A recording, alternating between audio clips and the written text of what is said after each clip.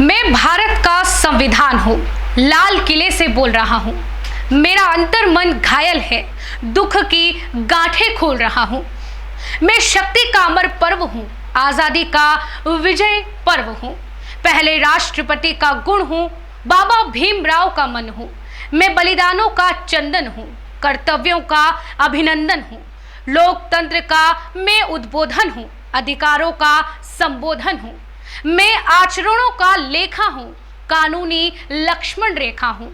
मैं भारत का संविधान हूँ, लाल किले से बोल रहा हूँ। मशहूर कवि हरिओम परमार मूलतः वीर रस के कवि हैं। अपनी प्रस्तुतियों के लिए वे जाने जाते हैं। जब अपनी कविताओं का पाठ वे शुरू करते हैं तो युवाओं के मन में जोश आ जाता है। मैं भारत का संविधान हूँ, लाल किले से बोल रहा हूँ, उनकी बहुत ही मशहूर कविता है। भारतीय संविधान 26 जनवरी 1950 को अस्तित्व में आया और यह दुनिया का सबसे लंबा संविधान है। यदि हम अपने देश के आकार और विविधता पर ध्यान दें तो इसकी लंबाई व पेचीदगी को आसानी से समझ सकते हैं। स्वतंत्रता के समय भारत न केवल एक विशाल और विविधतापूर्ण बल्कि गहरे तौर पर बिखरा हुआ देश भी था। ऐसे में देश की एकजुटता और प्रगति के लिए एक विस्तृत गहन विचार विमर्श पर आधारित और सावधानी पूर्वक सूत्रबद्ध किया गया संविधान लाजमी था। हमारे संविधान ने अतीत और वर्तमान के घावों पर मरहम लगाने और विभिन्न वर्गों, जातियों, समुदायों में बटे भारतीयों को एक साझा राजनीतिक प्रयोग में शामिल करने में मदद दी है।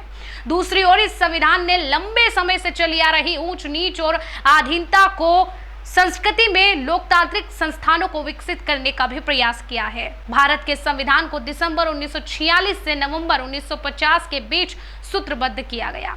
इस दौरान संविधान सभा के इसके मसवीदे के एक भाग पर लंबी चर्चा चली।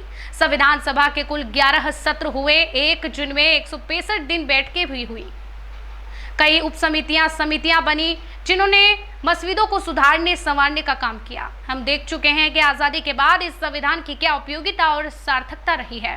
खबर 24 न्यूज के स्वतंत्रता दिवस स्पेशल प्रोग्राम संविधान निर्माण एक नए युग की शुरुआत एपिसोड में हम आपको बताएंगे कि संविधान का इतिहास क्या रहा, उसके निर्माण के दौरान हुई गहन परिचर्चाएं क्या रही, जिसके माध्यम से संविधान को सूत्रबद्ध किया गया और एक नए राष्ट्र की कल्पना साकार हुई। संविधान निर्माण से पहले के साल काफी उथल पुथल वाले थे। यह महान आशाओं का क्षण भी था और भीषण मोह भंग का भी। 15 अगस्त 1947 को भारत आजाद तो कर दिया गया, किंतु इसके साथ ही इसे विभाजित भी कर दिया गया। लोगों की स्मृति में 1942 का भारत छोड़ो आंदोलन अभी भी जीवित था, जो ब्रिटिश राज के खिलाफ संभवतः सबसे व्यापक जन आंदोलन था। विदेशी सहायता से सशस्त्र संघर्ष के जरिए स्वतंत्रता पाने के लिए सुभाष चंद्र बोस द्वारा किए गए उनके बलिदानों को भी याद किया गया। लोगों की सहानुभूति सिपाहियों के साथ भी थी। 40 के दशक के आखिरी सालों में देश के विभिन्न भागों में मजदूरों और किसानों के आंदोलन भी हो रहे थे। 15 अगस्त 1947 को स्वतंत्रता दिवस पर आनंद और उम्मीद का जो माहौल था, उस समय को भारतीय कभी नहीं भूलेंगे। लेकिन भारत के बहुत सारे मुसलमानों और पाकिस्तान में रहने वाले हिंदुओं व सिखों के लिए यह एक निर्मम चुनाव का क्षण था। उनके सामने यह तक क्षण मृत्यु तथा पीढ़ियों पुरानी जड़ों से उखड़ जाने के बीच चुनाव का क्षण था।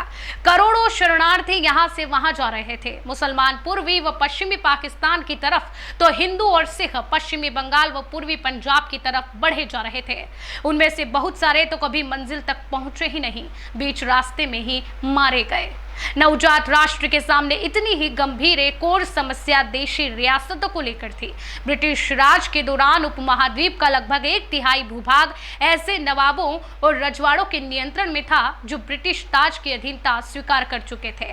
उनके पास अपने राज्यों को जैसे चाहे चलाने की सीमित ही सही लेकिन काफी आजादी थी। जब अंग्रेजों ने भारत छोड़ा तो इन नवाबों और राजाओं की संवैधानिक स्थिति बहुत अजीब हो गई। एक समकालीन प्रेक्षक ने कहा कि कुछ महाराजा जो बहुत सारे टुकड़ों में बटे भारत में स्वतंत्र सत्ता का सपना देख रहे थे। संविधान सभा की बैठकें इसी पृष्ठभूमि में संपन्न हो रही थी। बाहर जो कुछ भी चल रहा था उससे संविधान सभा में होने वाली बहस और विचार विमर्श पर भी भला अछूता कैसे रह सकता था। संविधान सभा के सदस्यों का चुनाव सार्वभौमिक मताधिकार के आधार पर नहीं हुआ था। 1945-46 में सदस्यों के भारत के प्रांतों में चुनाव हुए थे। इसके पश्चात प्रांतीय संसदों ने संविधान सभा के सदस्यों को चुना। नई संविधान सभा में कांग्रेस प्रभावशाली थी। प्रांतीय चुनाव कांग्रेस ने सामान्य चुनाव क्षेत्रों में भारी जीत प्राप्त की और मुस्लिम लीग को अधिकांश आरक्षित मुस्लिम सीटें मिल गई। लेकिन लीग ने संविधान सभा का बहिष्कार उचित समझा और एक अन्य संविधान बनाकर उसने पाकिस्तान की मांग को जारी रखा। शुरुआत में समाजवादी भी संविधान सभा से परे रहे, क्योंकि वे उसे अंग्रेजों की ही बनाई हुई संस्था मानते थे। वे मानते थे कि इस सभा का वाकई स्वायत्त होना असंभव है। इन सभी कारणों से संविधान सभा के 82% सदस्य कांग्रेस पार्टी के ही सदस्य थे, परंतु सभी कांग्रेस सदस्य एक मत नहीं थे। कई निर्णायक मुद्दों पर उनके मत भिन्न हो सकते थे। सभा में सांस्कृतिक अधिकारों व सामाजिक न्याय के कई महत्वपूर्ण मुद्दों पर चल रही सार्वजनिक चर्चाओं पर बहस हुई। संविधान सभा में 300 सदस्य थे, जिनमें से 6 सदस्यों की भूमिका महत्वपूर्ण रही। इन 6 में से 3 जवाहरलाल नेहरू, वल्लभ भाई पटेल और राजेंद्र प्रसाद कांग्रेस के सदस्य थे। कांग्रेस के त्रिगुट के अलावा प्रख्यात विधिवेत्ता और अर्थशास्त्री BR अम्बेडकर भी सभा के सबसे महत्वपूर्ण सदस्यों में से एक थे। अंबेडकर के पास सभा के संविधान के प्रारूप को पारित करवाने की जिम्मेदारी थी। इस काम में कुल मिलाकर 3 वर्ष लगे।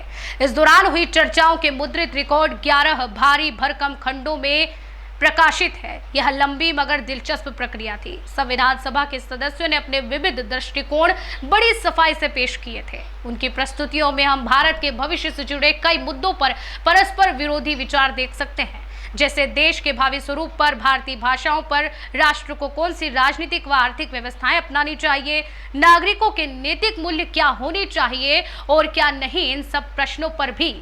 संविधान सभा के गठन के बाद अब जरूरी था एक ऐसा उद्देश्य संविधान में निहित होना जो भविष्य में भारत की जनता को संविधान का सही अर्थ बता सके। तब संविधान सभा में पेश हुआ उद्देश्य प्रस्ताव।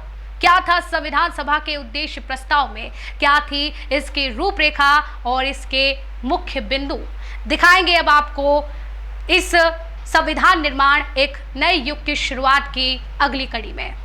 तब तक के लिए खबर 24 न्यूज़ के साथ बने रहिए।